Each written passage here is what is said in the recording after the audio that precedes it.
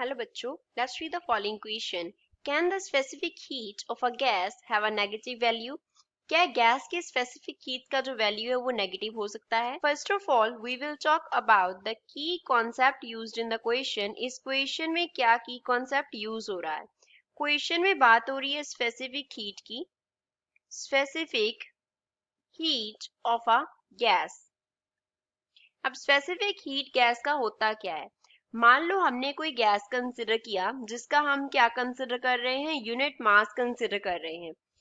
Now we want कि उस unit mass का जो टेम्परेचर है वो क्या कर जाए, इंक्रीज कर जाए. हम उस यूनिट मास का जो टेम्परेचर है उसको इंक्रीज करवाना चाहते हैं. By 1 degree Celsius. तो 1 डिग्री सेल्सियस इंक्रीज करवाने के लिए हमें क्या करना पड़ेगा, हीट प्रोवाइड करना पड़ेगा. तो जितना हीट रिक्वायर्ड होगा that required heat is known as specific heat of a gas. अब क्वेश्चन में बोला है कि क्या इसका वैल्यू जो है वो नेगेटिव हो सकता है, तो इसका आंसर है yes. Specific heat of a gas can be negative.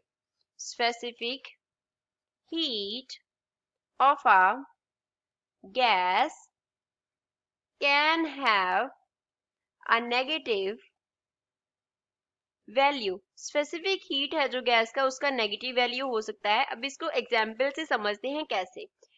अब मान लो हमने स्पेसिफिक हीट है तो टेम्परेचर इंक्रीज करवा रहे हैं, दैट मीन्स हम क्या कर रहे हैं, हीट प्रोवाइड करवा रहे हैं सिस्टम को. अब यहाँ पे ये हमने सिस्टम कंसिडर कर लिया, इसके इनसाइड क्या है, गैस है. जब हम इसको हीट प्रोवाइड करवाएंगे तो वो Q1 होगा. जब सिस्टम को हीट प्रोवाइड करते हैं तो जो हीट होती है वो पॉजिटिव कंसिडर की जाती है. जब हम इसको हीट प्रोवाइड करेंगे तो इसका जो टेम्परेचर है वो क्या करेगा, इंक्रीज करेगा. टेम्परेचर जो है वो क्या करेगा, इंक्रीज करेगा. अगर मान लो टेम्परेचर के इंक्रीज होने के साथ इस सिस्टम ने क्या कर दिया, हीट को रिलीज करना शुरू कर दिया. टेम्परेचर के इंक्रीज होने के साथ हीट को रिलीज करना शुरू कर दिया तो वो रिलीज हीट सपोज Q2 है. अब जो Q2 होगा वो नेगेटिव होगा.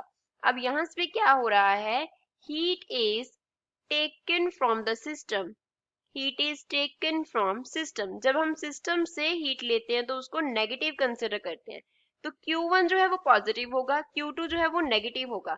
तो जहां पे जो नेट हीट आएगा, net heat that will be equals to Q1 minus Q2. अब मान लो जो Q2 है वो ग्रेटर है Q1 से. अगर Q2 Q1 से ग्रेटर होगा तो जो नेट हीट होगा दैट विल बी नेगेटिव. वो क्या हो जाएगा, नेगेटिव हो जाएगा. तो स्पेसिफिक हीट का वैल्यू क्या नेगेटिव हो सकता है, तो यस स्पेसिफिक हीट का जो वैल्यू है वो नेगेटिव हो सकता है. I hope you understood well. Thanks.